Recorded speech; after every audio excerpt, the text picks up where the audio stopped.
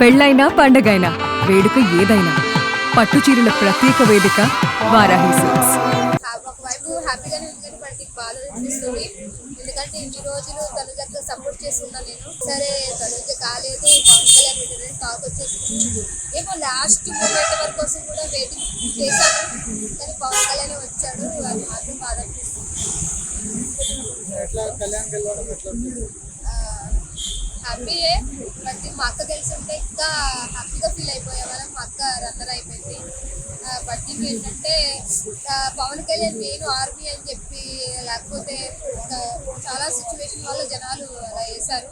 Last మూమెంట్లో కూడా waiting చేస్తాం మా అక్క గెలుస్తుంది అని. అదొక్కటే ఏమో కానీ మా అక్క గెలిచినా గెలవకపోయినా బయట జనాలు మనసు గెలిచేసుకుంది. అది మాత్రం హ్యాపీ. ఇమానియల్ అన్న టాప్ 3లో కూడా లేకుండా ఎలిమినేషన్ అయిపోయాడు కదా. కానీ ఒకవేళ ఇమానియల్ ఎలిమినేషన్ అయిపోయినా సరే బయటకు వెళ్ళిన తర్వాత తనకు మంచి ఫ్యూచర్ ఉంటుంది అన్న. కంపల్సరీ అన్న నువ్వేం బాధపడకు, నువ్వు బయటకు వచ్చినా సరే మంచి ఫ్యూచర్ ఉంటుంది, నీకు మంచి షోలు ఉంటాయి, మంచి సినిమాలో క్యారెక్టర్లు వస్తాయి, డోంట్ ఫీల్. కానీ తనుజ విన్ అయ్యి ఉంటే మాత్రం మా హార్ట్ఫుల్గా చెప్తున్నా జై తనుజ, జై అని బిగ్ బాస్ అని చాలాసార్లు చెప్పాను నేను.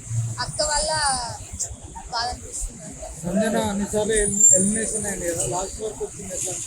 అదే ఇన్ని సీజన్లో ఆడి ఎంత ఎవరన్నా నెగిటివ్గా మాట్లాడినా ఎంత చేసినా సరే ఒక ఆర్మీ పవన్ కళ్యాణ్ సపోర్ట్ చేశాడు కానీ జనాలు ఎక్కువ ఆర్మీ పవన్ కళ్యాణ్ వల్ల జనాలు ఓటింగ్ వల్ల ఆర్మీ పవన్ కళ్యాణ్ చేశాడు. బట్ అదొకటే బాధ అనిపిస్తుంది. Thank you.